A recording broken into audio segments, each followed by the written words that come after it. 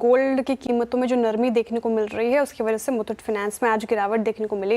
लेकिन persistent system हम discuss कर रहे थे, परसिस्टेंट, और उसकी बात करें तो आज तो दबाव है, लेकिन इस साल में अब तक भी ये 12% से ज़्यादा करेक्ट हो चुका है। खबर हमने सुनी, खबर के बतौर जिस तरीके से गिरावट है, लेकिन चार्ट्स क्या इंडिकेट कर रहे हैं, ऐसे मूड माहौल में क्या करना चाहिए? मानस जी, परसिस्टेंट सिस्टम वीक नजर आ रहे हैं क्या? आप चार्ट्स जिनके पास हैं वो क्या करें, एग्जिट ले लें? देखिए, जब तक 20 डे मूविंग एवरेज के ऊपर ट्रेड करता रहे तब तक तो मेरे ख्याल से बने रहना चाहिए, क्योंकि कोई बहुत बड़ा रिवर्सल का साइन नहीं देखने को मिला है। अगर मीडियम टर्म चार्ट देखें तो वो पॉजिटिव लगते हैं। उसको देख के ऐसा लग रहा है कि शायद अभी एक करेक्शन के बाद जब रैली शुरू होगी तो 6200 तक के भाव भी देखने को मिल जाएंगे। आई थिंक बने रहना ठीक रहेगा। 5400 के नीचे आपको स्टॉप लॉस लगाना है।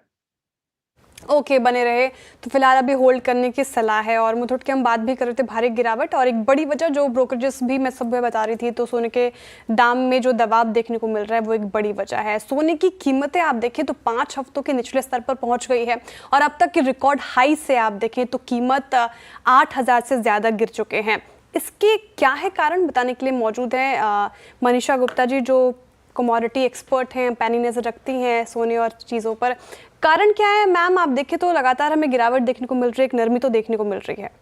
वेल एब्सोल्युटली, अच्छी खासी मुनाफा वसूली, और जैसे आपने कहा भारतीय बाजारों में 8,000 रुपए से ज़्यादा की गिरावट है। अंतर्राष्ट्रीय बाजारों की अगर बात करें तो $3500 पर आउंस का ऑल टाइम हाई था।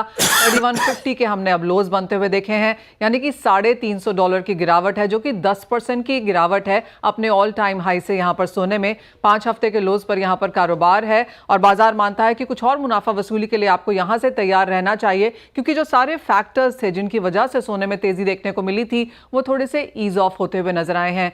US and China trade agreement हमने टेम्पररी ही सही, 90 दिन के लिए ही सही, लेकिन कुछ थोड़ा सा वहां पर टेंशन्स कम हुई हैं, तो उसकी मुनाफा वसूली यहां पर आते हुए देखी है। साथ ही यूएस ने कहा है कि चाइना ही नहीं, यूके के साथ जिस तरह का करार हुआ और प्रोग्रेस ऑफ कॉन्वर्सेशन यहां पर इंडिया, जापान, साउथ कोरिया के साथ भी अच्छी है, तो वो भी सोने ने यहां पर लिया और मुनाफा वसूली हमने बनते हुए देखी। अगर आप यूएस में सीएफटीसी का डेटा देखें तो आप देखेंगे कि वहां पर जो लॉन्ग पोजीशंस है वहां पर हमने प्रॉफिट टेकिंग और वाइंडिंग होते हुए देखी है। कुछ रिडेम्पशंस यहां पर ईटीएफ्स में भी बनते हुए नजर आई हैं, तो उसका भी सीधा असर यहां पर प्राइसेस में है।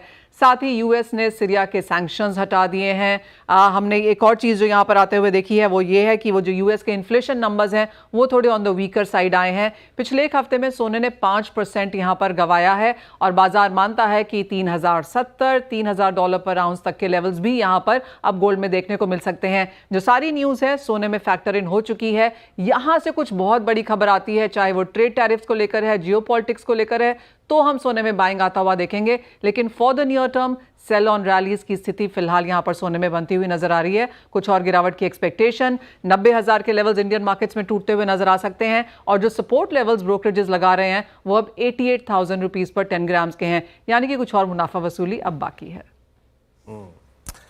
तो सोने की धुलाई जारी है। मनीषा जी कह रही हैं कि 88,000 पे अगला सपोर्ट है ना। 98 से 88 या फिर उसके नीचे भी पॉसिबिलिटी लग रही है आपको, जिस प्रकार से रिस्क एलिमेंट कम हुए हैं मनीषा जी पिछले कुछ दिनों में? तो जिस तरह की जी हाँ, जिस तरह से ये टेक्निकल चार्टिस्ट ने हमें बताया है कि कुछ मुनाफा वसूली यहाँ पर और आ सकती है। मैं आपको याद दिला दूं वीरू कि 1800 से $3,500 पर आउंस के बीच में कोई बहुत बड़ी करेक्शन हमने यहाँ पर आते हुए नहीं देखी। तो अब बाजार को लगता है कि 3,070-3,000 तक के लेवल्स देखने को मिलेंगे। तो अगर वो हम इंडियन मार्केट्स में कैलकुलेट करें तो 91-88,000 तक आते हैं। ऑफकोर्स रुपी पर एक नज़र रखनी होगी, क्योंकि वहाँ पर एक एप्रिसिएशन बनता हुआ नजर आया है, तो वो कैलकुलेशंस आप ध्यान में रखिए। लेकिन जी हाँ, कुछ मुनाफा वसूली, और अगर आपको खरीदारी करनी है तो उन स्तरों का इंतजार करना चाहिए। बिल्कुल, मेरा सवाल भी दूसरा यही था मनीषा जी, जो निवेशक वो रैली मिस कर गए, थोड़ा वेट करना चाहिए और अभी गिरावट देखने को मिलेगी फिलहाल? जी हाँ, मिल सकती है। और अगर आपको खरीदारी करनी ही है प्रेशियस मेटल्स में तो आई थिंक चांदी एक बेहतर बेट है। सोने में कुछ मुनाफा वसूली कर सकते हैं। ऑफ कोर्स जो आपके पोर्टफोलियो में 5-10% सोना होना चाहिए वो तो होना ही चाहिए, लेकिन अगर आपको रिटर्न ज़्यादा चाहिए तो नज़र अब चांदी पर।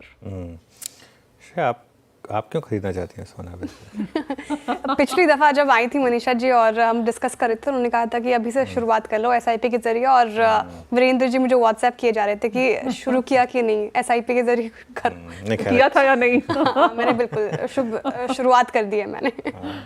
अच्छी बात है। वैसे पूछा कि मैंने कहा ईटीएफ लो, निफ्टी ईटीएफ, और एक गोल्ड में हर महीने कोई ना कुछ एसआईपी क्या करो। देखते देखते श्रेया 5,000 का सोना 95 बिक गया, 98 बिक गया। है ना अनुज? बिल्कुल वीरू, और आई थिंक मनीषा जी और मैं जब CNBC TV18 में तब मैं एंकरिंग किया करता था, तब 15-20 हज़ार का सोना हुआ करता था। मैं तब से कांस्टेंट व्यू रहा है कि इस चीज़ में मत जाइए जो लोग कहते हैं कि अनप्रोडक्टिव एसेट है या क्या है। एक सबसे शानदार सेफ हेवन, और एक ऐसा सेफ हेवन जो मतलब आपका पैसा भी बढ़ रहा है प्लस आप उसको यूज़ भी कर सकते हैं। ऐसा नहीं है कि मतलब आप उसको यूज़ नहीं कर सकते। तो उस सेंस में काफ़ी एक, और अगर आप 20 साल का ट्रेंड देखेंगे तो निफ्टी से ज़्यादा रिटर्न दिए हैं, कम नहीं दिए हैं सोने ने। चलिए खैर।